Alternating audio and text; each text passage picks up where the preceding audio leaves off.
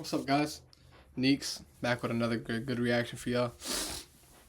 Oh, haven't been posting lately. I was stuck up with finals, and then I was working a lot last week. Did like 40 hours in a week. That shit was wild. But I'm back. No work for the next couple days, so we're gonna be pushing out a lot of videos. So if you're new to the channel, so you don't miss those amazing videos, hit that subscribe button, turn on the post notifications, feel me? And if you haven't already, follow my Instagram, Neaks. Put that somewhere. Feel me? Join Team Neaks. Road to 1K. We're going to do something very, very, very special once we hit 1,000 subscribers, guys. So make sure you share it to everyone you know. Make sure everyone subscribes. 1,000 subscribers, we're going to be doing something big. But today's reaction is going to be how Michael Jackson would never approve of this movie that's made about him now. I haven't seen the movie. Yet. I do plan on seeing it soon. But I don't know. I'm going to go based off whatever the hell this says, basically, because I don't know. I don't know anything. Rest in peace, Michael Jackson, the GOAT. But without further ado, let's get straight into this. Fans were excited to see the full story of the King of Pop on the big screen, but what they got instead was a massive puff piece that completely rewrites history. The movie not only underplayed the reality of his childhood trauma, but it completely erased the most significant controversies of his life by cutting the story off in 1988. But why? Was it just to keep the movie positive, or were greedy labels rewriting history to protect a billion-dollar brand? Today, I'm showing you exactly how the Michael Jackson movie tried to rewrite history. We all know Michael Jackson is the biggest artist to ever live. We also know that he has had one of the most controversial careers, from a troubled childhood to massive controversies in his adult life. While he was the King of Pop, he was also a troubled individual who gave his soul to the art. But this movie completely erased half his story. Instead of telling the full story, they created the perfect fairy tale that would forever immortalize Michael Jackson in a positive light. But don't get it twisted, they are not preserving his legacy for the sake of his reputation. I feel like it's so weird that they dropped the movie now. I don't know. I was talking about this to one of my friends, one of my homies, not too long ago, and this is just mad random. Randomly in 2026, they decided to make a movie about him. I don't know. I find that so crazy because it's why? What what made you want to do that? I don't know. But the other day on TikTok, I actually seen a video about this paparazzi guy who was there when he died outside his house. And he took this picture of him when he was in the ambulance, and they put a picture they put a picture of the picture on the screen. It was crazy. But because they own his likeness and want to make sure it remains profitable. So what exactly does this movie show us? The film kicks off in Gary, Indiana, and walks us right into the rise of the Jackson 5. We get the early days of Michael performing and the studio hits, all the big musical milestones. The director packs the screen with studio sessions and exact concert recreations to keep the fans entertained. But when it comes to the dark side of his childhood, they kept things extremely safe. We see Joe Jackson being strict, but the movie frames his actions as just tough parenting to build discipline. The script then shifts to paint Michael as a pure musical genius dealing with the stress of fame. And then the most calculated part happens. Right after the bad tour in 1988, the movie ends. The studio wraps up the story right before the major legal battles and the real controversy even begin. They did this strategically. They knew they couldn't talk about the 90s without getting into the biggest controversies of his career. So they give us the music and the dancing, painting only the positive side behind his story.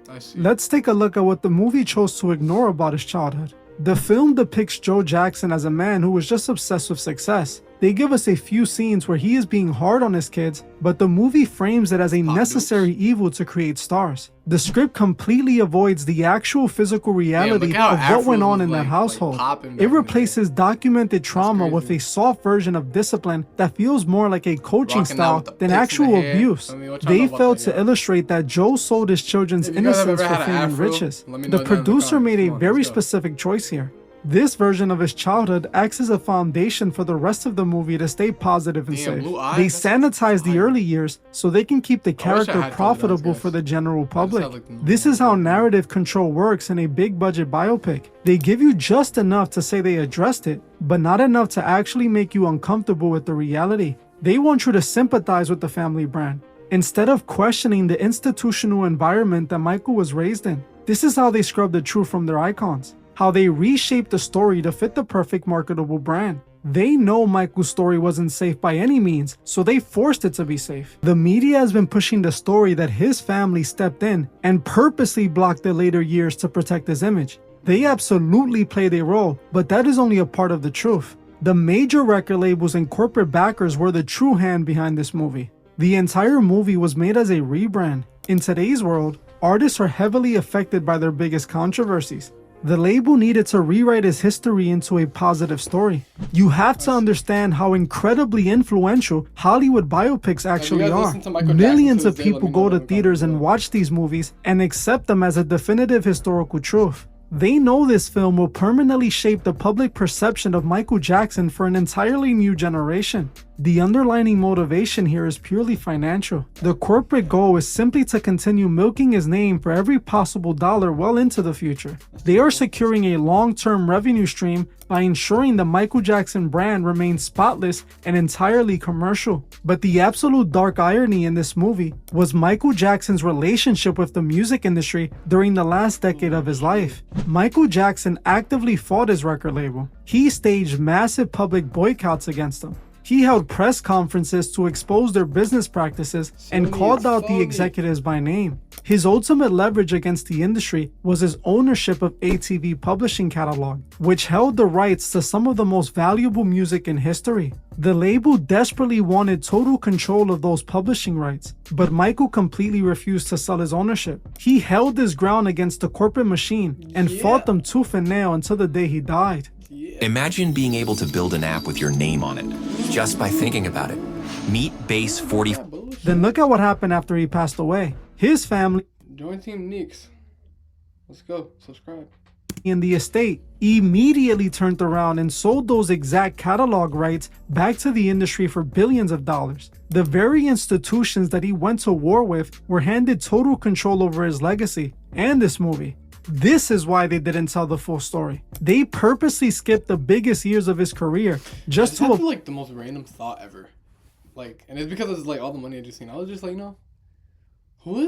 who's the richest man on earth? Like, who is the richest? Like, the person with the most money at the moment. And then, like, what does that even look like in a bank account? Is it just like, is it just OD? I don't know. Let me know down in the comments. What do you guys think about that? avoid putting the story on screen. This is how they shape the narrative. If they can control the story, they can rewrite themselves out of it.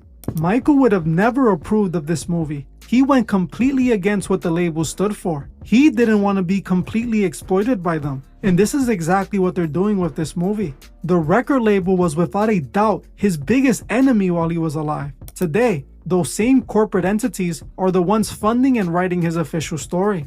They took a man who actively rebelled against their control and packaged his life into a safe, easily digestible commercial product. They scrubbed the controversies and completely erased his war against the industry. You cannot sell a billion-dollar family-friendly brand if your main character is facing those kind of charges. What most people don't know is that the original drafts of the script actually included the events of the 90s. The studio was actually forced into massive reshoots that cost tens of millions of dollars just to scrub those scenes away. They had to remove that entire era because of strict confidential settlements that legally limit how the estate can portray those specific events. The estate used their legal and financial power to make sure those scenes were never shown. They also heavily restricted anyone involved in the production from speaking up. They kept the set locked down so the real story could never surface. They also brought in a production team who were entirely willing to play ball with the estate. This production was completely controlled by a corporate Damn, my nigga got boardroom the sky executing top. a Look at this calculated fucking sky PR top. strategy. Holy shit. They are betting that the general public would just consume the music and accept this manufactured reality without asking any questions. Sony actually licensed every single song you hear in the film, and they're controlling the official soundtrack. They have a 500 million reasons to make sure this movie functions as a flawless commercial for his music. now I don't The wanna watch sudden the movie. movie ending was a forced corporate fix. To protect their billion-dollar brand, y'all the watched the estate movie? paid Let me know down in the $15 million out of pocket to fund massive reshoots. They completely scrubbed the third act of the movie. They literally bought their way out of telling the truth. Damn. When you put all of the pieces together, the reality of this movie becomes completely obvious. The Michael Jackson biopic is a calculated corporate rebrand designed to protect a massive financial investment. The studio softened this traumatic childhood to make the narrative digestible for the general public. They spent $15 million in reshoots to legally scrub his biggest controversies right off the screen. Sony Music and the estate are working together to make sure the brand remains family-friendly and highly profitable. The ultimate tragedy here is that Michael Jackson spent the last years of his life fighting against this exact kind of industry control. He warned the public about the labels and refused to hand over his power to the executives. Now those same corporate entities own his history. They are the ones writing his legacy. They turned his life into a massive commercial to secure their billion-dollar catalog. They gave the world the perfect fairy tale so they can keep the cash flowing. I want to know what you think. Did you watch this movie? And if so, did you like it? I saw it. Damn, chat. What do y'all think about that? Y'all think this is true? I don't really know much, back when Michael Jackson died, I was only 2 years old. I think. Rest in peace to him. But, damn. If this is true, then the exact thing he didn't want to happen is exactly what's happening, and they're not even saying it right. That actually sucks. That's terrible.